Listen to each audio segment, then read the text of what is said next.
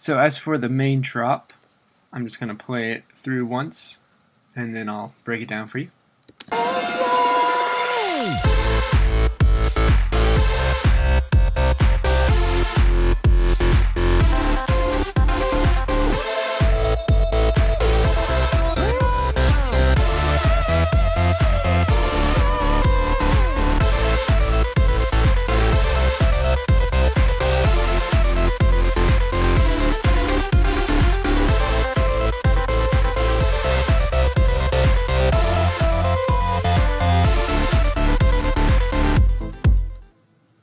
Okay, so for the main bass, I have the same one I showed you earlier, just played at a lower register. So we have these, which consists of that main one and the two high pass ones at different points, which are panned completely left and completely right, and the sub bass. It also does have sidechain on it, so this is what it sounds like without sidechain.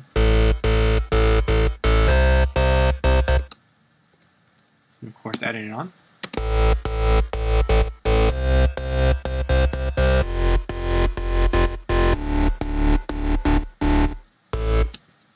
Gives it some movement. And then on top of that, I do have the dancey saw sounding synth, which is down here. So we have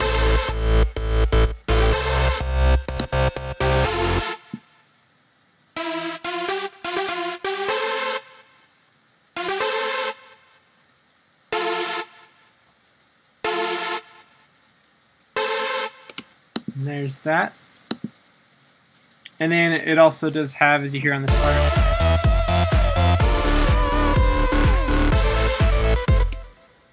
and that synth, it's panning from left to right if you can hear that, and then it comes in. So.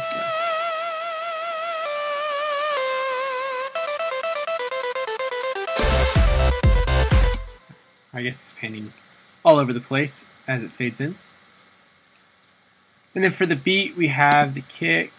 Let's see here. Pretty basic beat here.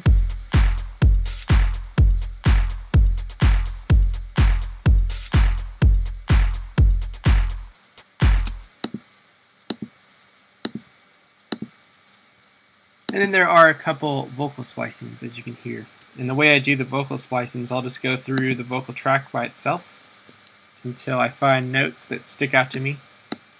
And then I drag them into an ultra beat. And then from there, I'll just play it on my keyboard until I find something that's inspiring or that I enjoy. And this is what I came up with. And as you can see here, they're panned back and forth.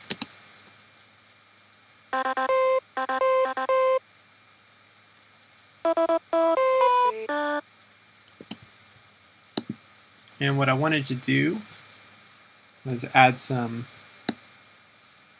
dips and such for how I was saying you put that fade on it, and then you right click, and instead of fade, click slow down, and it'll give you that effect. It sounds like this.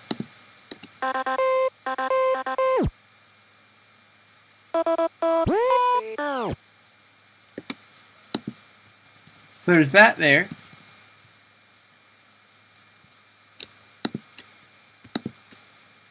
And then if you could hear, there's also this vocal splicing that's going on as well.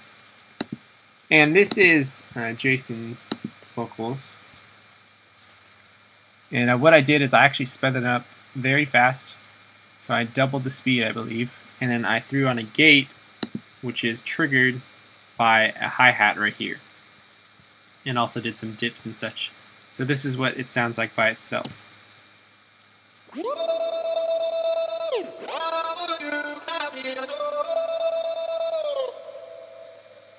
Sounds kind of funny by itself, but once again, when you hear it all together, it sounds good in the mix.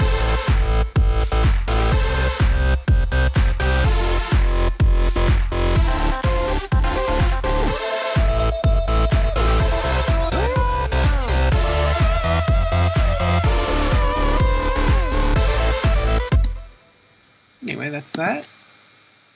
So now we're going to go over this section here with the build up and then this main section. My computer's probably going to freeze a few times.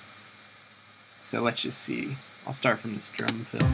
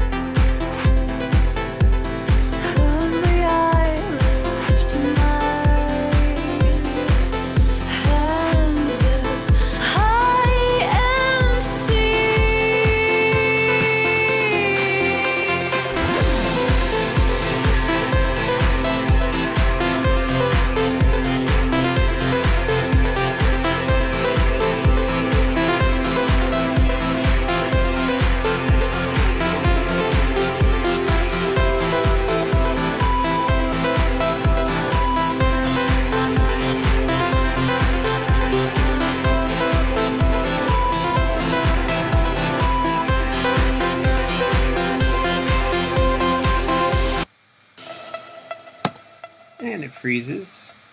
As you can see down here, my computer's not having the greatest time ever. So on the build up, we have of course the vocals. As for the beat, this, these,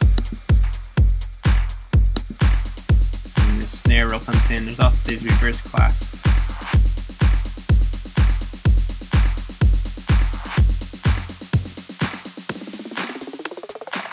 As you can hear, the kick filters out so that it sounds a little more heavy when it drops right there.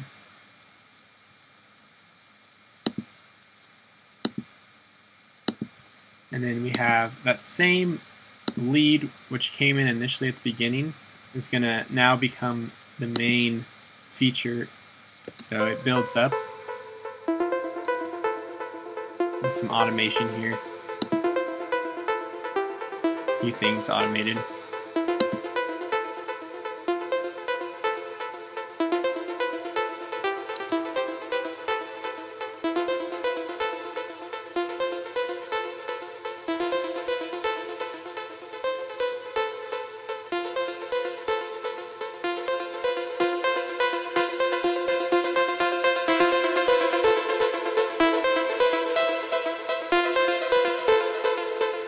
And it comes up in the mix. There's still the dead mouse synth opening up.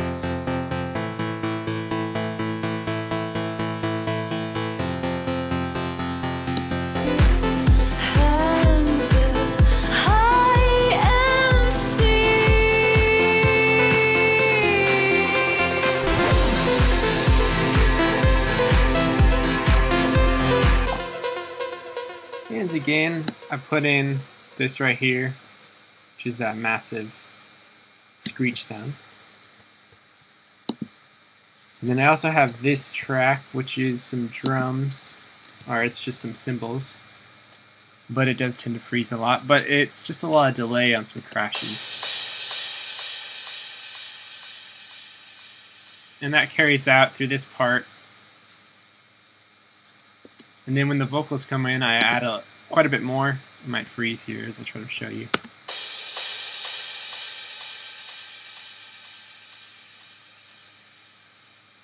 And this is when the singing would be.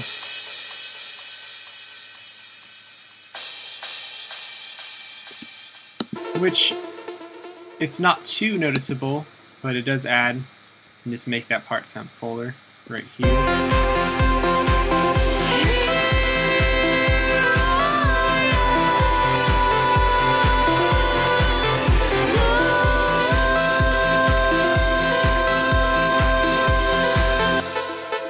And as I said, I added that fuzz guitar on the second verse, and this is actually going, as you can see, it's going the whole time. So even on these parts, it's creating great atmosphere.